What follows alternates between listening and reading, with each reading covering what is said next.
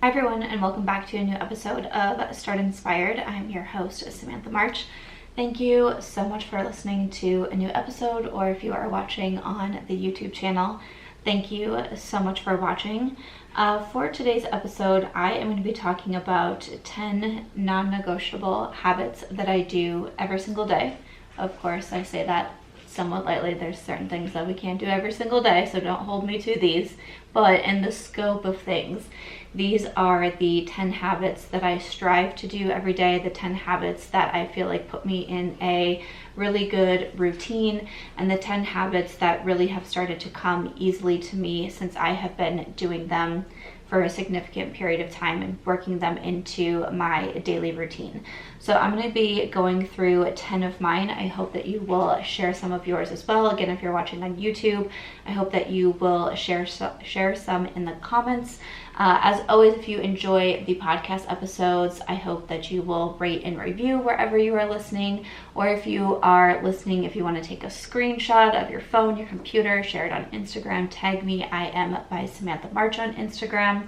Or again, if you're watching on YouTube, you can always subscribe or share any podcast episodes that you feel like really speak to you.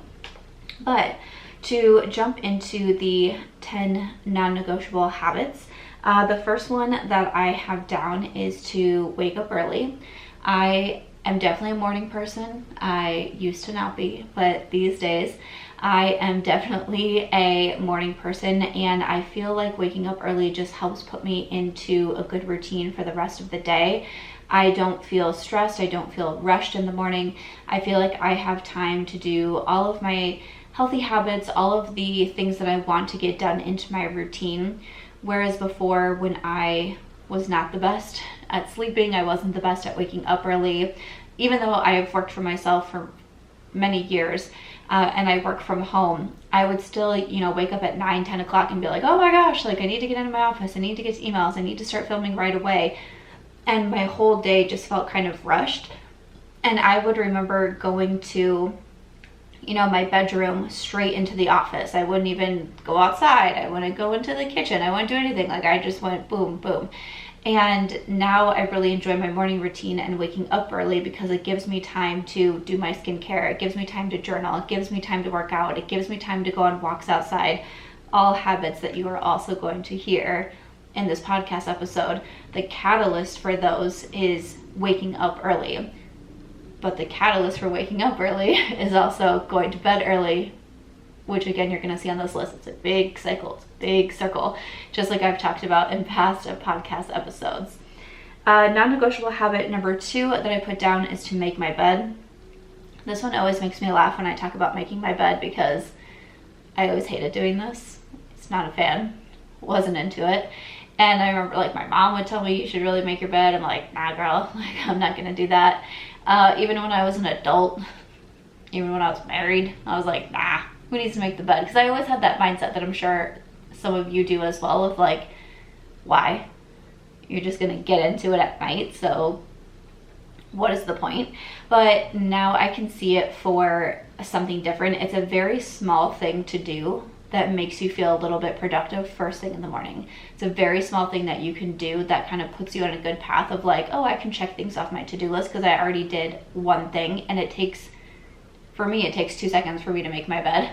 I live alone, I sleep alone, so I don't have like covers everywhere. I don't really move when I sleep, so I'm like, my literally it's just me like, the cover's back on. And I don't have a flat sheet. I remember one of my videos or TikToks or Reels or something that I posted, I was making my bed, and the number of comments I got of, you don't have a flat sheet, you don't have a sheet. Like I have a fitted sheet on my bed, like I sleep on a sheet, but then I just have my comforter or my blanket on top of that, and that's it. That's all. So no, it does not take me long to do my bed at all. Super simple to achieve. And then also it's nice though because it just looks prettier. Like when again, it's just me. I go into my bedroom, it's like, oh look, like my bed is made, that's nice. The rest of my room is usually a mess, but it is what it is. But then at night, there's something about like when I go in to read, like pulling the covers back, like it's a part of my night routine now. It's part of my night routine of getting into bed, and I love it. So gotta make my bed. Third thing that I put down is skincare. Of course, I think skincare is very important. I'm your 2019 skincare influencer of the year, so of course I'm always thinking skincare is so important. I think it's important to do both morning and night. In the morning, I do what I feel like is a pretty simple skincare routine. I take a cold shower every morning, and I just like splash some water on my face. I don't usually use a cleanser or anything like that in the morning. I cleanse my face at night. I typically double cleanse.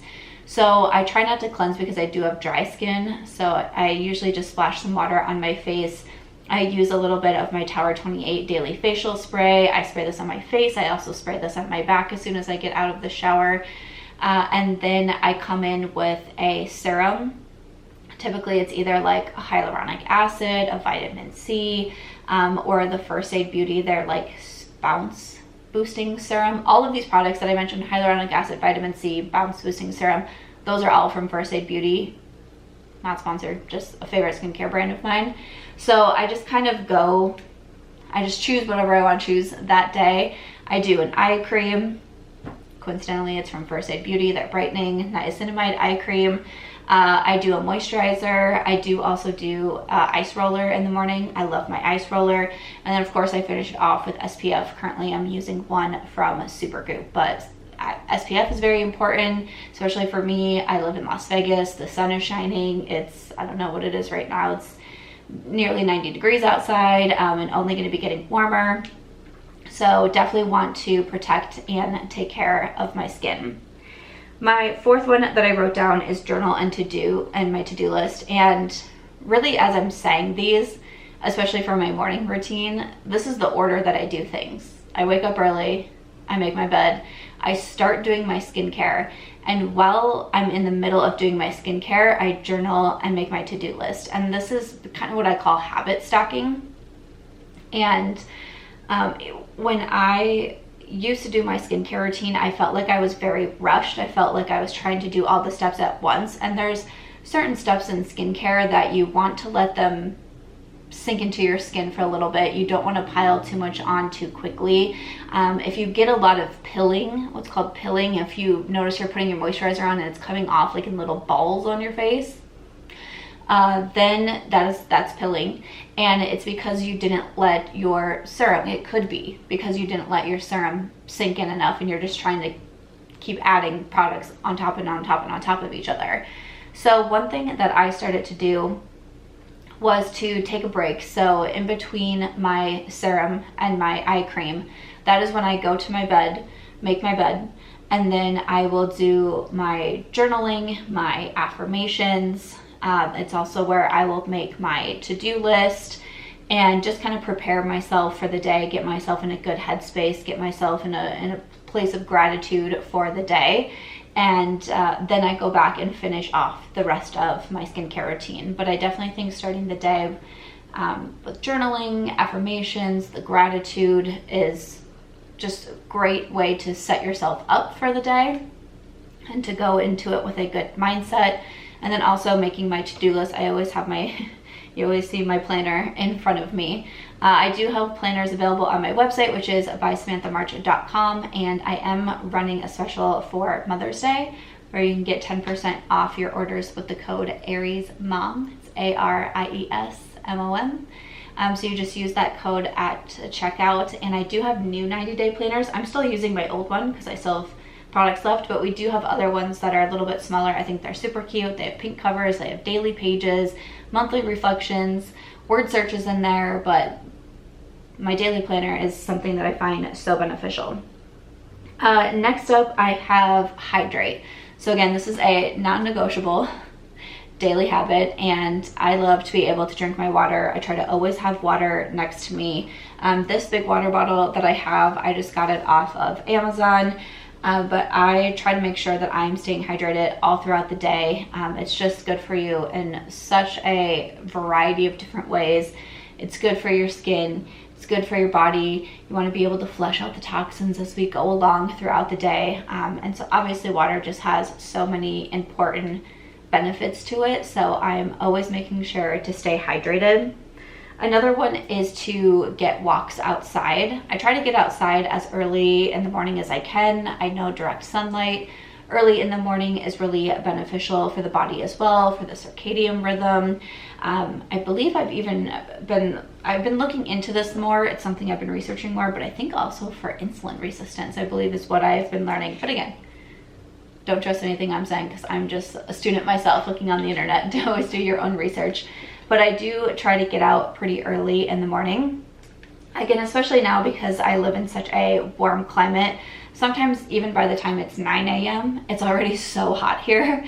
So I try to get out as early as I can. And I've really just loved being able to walk outside. I always have, even when I lived in Iowa, you know, I always loved the spring, summer months, the early fall months where it was just nice weather and I would be able to walk outside. And it's just very calming and peaceful. I know sometimes people who think I live in who know I live in Las Vegas think I like live on the Strip, and they're like, how is that calming and not stressful? But I do live in a suburb of Las Vegas. It's very quiet, it's very chill. And I just love to be able to listen to a podcast. Again, this kind of comes in with habit stacking while I'm doing my walk, getting exercise, being outside. Oftentimes I'm listening to a podcast, and sure, sometimes they're sports or beauty related or pop culture, but sometimes they are about healthy habits and daily routines or health or business, finances, things like that. And then I do also like to spend this time to video chat with my friends. We use an app called Marco Polo and we send videos back and forth to one another. So those are all things that I like to do on my walks. I also just love to look around at the scenery. I love to look at the mountains. I love to hear the birds, all of that.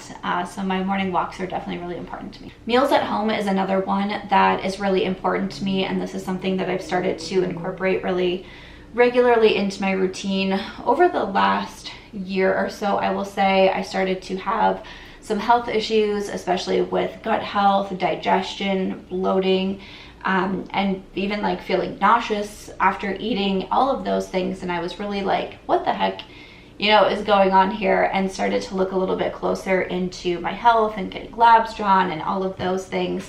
And you know, one of the most important things that I found of how you can take control of your health is by what you eat and what you are putting into your body. And that's just something that I think is so important. So being able to make meals at home, knowing exactly what I'm eating, knowing that there's not harmful ingredients and fillers and all of that into my food. And also cooking has brought me some, like, it kind of forces me to slow down a little bit. I'm always doing so many things. I'm very busy. I always have a lot on my plate, or I'm multitasking all day long. And when I cook my meals, I really try to be present, even though I can be doing a lot of things. And sometimes I'm like, I got a podcast going on, because again, like, my brain never really shuts off. So I feel like I always have to be doing 1,000 things at a time. But I try not to be doing too much. I try when I'm cooking to stay in the kitchen and not come into my office, whether that means just cleaning up the kitchen, doing some dishes as I go along, something along those lines, but stay in the kitchen, because I'm also that girl that has forgot she was boiling water for hours and came back and it was completely evaporated and the pan was not doing so well. That's a true story. That really happened. So I've been trying to improve on my undomestic goddess ways. But making meals at home is very, very important to me. Another one that I have is to work out. So I've always been really into fitness. Really since my senior year of high school, I discovered Pilates. I really fell in love with it. But I like to be able to work out in the morning. So I do try to get my walks in every day. And I try to get in multiple walks because I do sit at my desk all day. And I know that it's good for me to be able to stretch my legs, get outside, take a break, walk around, all those good things. And I aim for 10,000 steps every single day. But also something that I try to do is to get some other sort of workout. And I do cycle syncing. So this is where I just kind of sync my workouts to where I'm at in my menstrual cycle, also my food, different things like that. So depending on where I'm at in my phase, again, this kind of goes in a circle for me too. When I am on my period, this is where I'm resting, maybe just doing more like stretching focused workouts, some light yoga, things like that. Then once we go into the follicular phase, I believe is the next one, this is where I start to do a little bit more advanced yoga. I've been practicing yoga for a lot of years, but this is where I do some more advanced yoga, also some Pilates. Once I start to get into the ovulatory phase, this is where I start to add in some lifting. So I'm adding in some dumbbells, some more cardio or full body moves. And then once I go into the luteal phase, I start to go back down. So I kind of hit my peak with that ovulation, and then I start to go back down. So then I go back to the Pilates, then I drop it back down to the yoga, then we're getting to where I have my period so that I'm resting or stretching, and then it just keeps going from there. So that is kind of how I plan my workouts. A lot of times I just like to work out at home, but I do also have a gym here, so sometimes I do go to the gym as well. Sometimes I want to use like the weights there or the different machines there. Or I do also have reformer Pilates where I live, so it's nice to be able to use those machines. But working out, I do try to do every single day. It feels good for me, it feels good for my body, it feels good for my mind. So that's definitely a non-negotiable daily habit for me.